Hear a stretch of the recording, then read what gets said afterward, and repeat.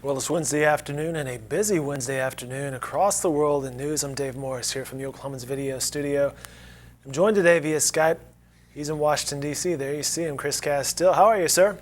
I'm doing great, Dave. How are you? Doing quite well. I mean, a lot of news. It seems like the headlines and the breaking news ticker, if you will, just keeps coming in from a theater attack in Germany. There was a massive tornado in China. The Brexit, the EU referendum's going on. A judge rules that Led Zeppelin didn't rip off Stairway to Heaven. I mean, there's a lot going on, and that's not even the topics we're going to talk about today. I'm good. I'm probably not up on most of them. I could probably do the Led Zeppelin one. Well, I was about to ask, what's your favorite Led Zeppelin song? That's just so hard to pin down. Probably, it's not that. It would probably be something on Led Zeppelin 3. Anyway, Yeah, you're right. They have a massive catalog. I would go with Kashmir. I think that's a fantastic song. yeah, it's a great album. Following the Orlando nightclub shooting about a week and a half ago, almost 2 weeks ago, the U.S. Senate has rejected a few gun proposals, and Senate Democrats then had a sit-in over the past 24 hours protesting a failure to approve new gun legislation. They have since ended that sit-in. Chris, what are we looking at here?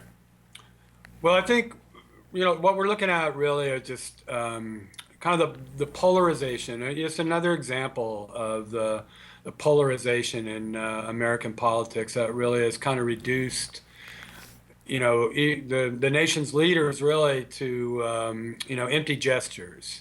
Because they can't agree, even though they both see a need to do something, and that's kind of address this issue of a guy like this, the Orlando shooter being able to walk in, after being self-radicalized or whatever, whatever his issue was, or the San Bernardino people being able to buy, high-powered military-style semi-automatic weapons without, almost anybody, really batting an eye about it. So they're both sides see a need for that. They can't come to any kind of common ground because it's a legitimately tough issue. I see this issue, and Twitter is probably not the best format for any kind of nuance. I see it so oversimplified, and I see the sides on this, just be almost, willfully ignorant about how difficult some of this is. Even civil libertarians, progressives, have a real issue with these no-fly lists and these terrorist watch lists because they can be Kafkaesque.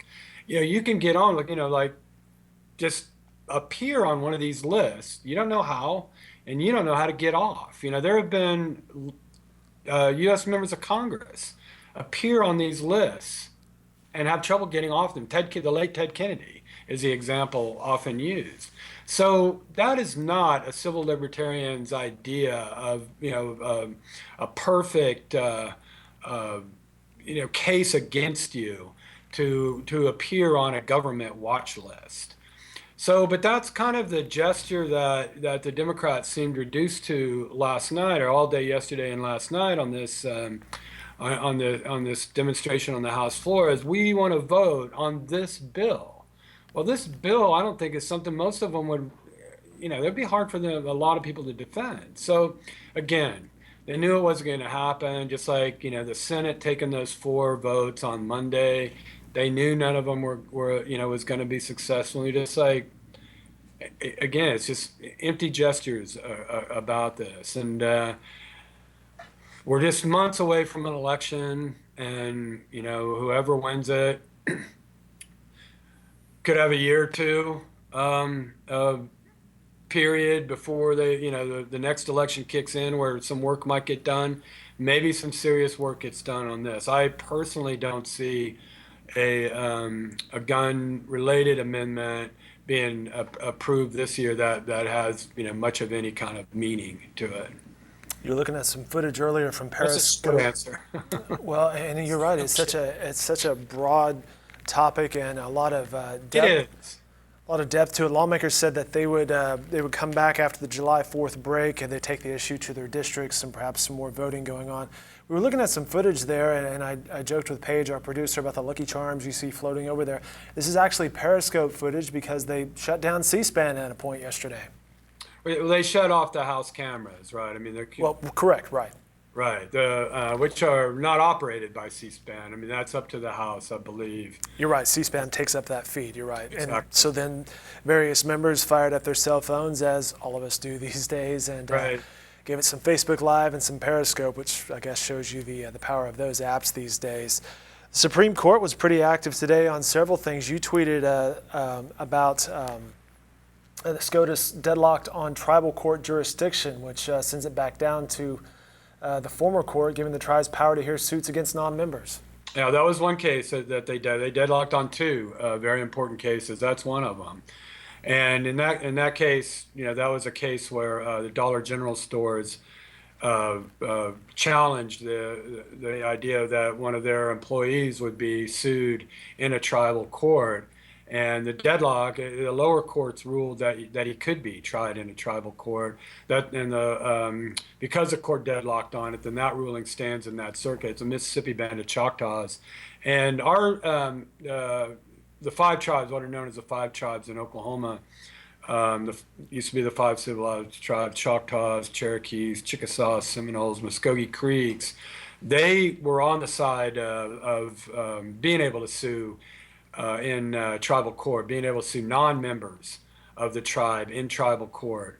And Oklahoma Attorney General Scott Pruitt was on the other side of that. So, that was a split there. And then, of course, you also had the deadlock in the immigration case, which was one of the biggies of this term. And probably, Justice Scalia, if had he been alive, would have voted with the conservatives on this. So you would have wound up probably in the same basic position as the deadlock, which was that the Obama administration lost its effort by executive order to extend benefits and delayed deportation to about 5 million illegal immigrants. Chatting with Chris Castile via Skype. He's in Washington, D.C. at our studios there at the Washington Examiner. He was talking about Justice Scalia. Probably nothing going to happen on succeeding that seat with the Supreme Court until after the election, which the general election is in November. But this upcoming Tuesday is the primary election, including here in Oklahoma. And Chris, if you can, give us a broad look at what we're looking at on Tuesday night as the polls end. I think from what I've read from our reporters back in Oklahoma City, you've got a lot of interesting primary races on the state legislative level. And for the ones I'm following are some of the congressional races. You've got at least one race, that being the Tulsa congressional district, represented now by Jim Bridenstine. The challenger is an oil man. They're named Tom Atkinson with a lot of his own dough, and he's bought a lot of airtime. And that could be a really interesting race. It's just hard to know. I mean, I haven't seen any polls on that race. I do know Tom Atkinson and Jim Bridenstine are spending a lot of money. I know Tom Atkinson, from looking at where he raised his money, has a pretty good kind of nucleus of support among well-known businessmen, both in Tulsa and Oklahoma City. I don't know what that banging is. The people want to know more, Chris.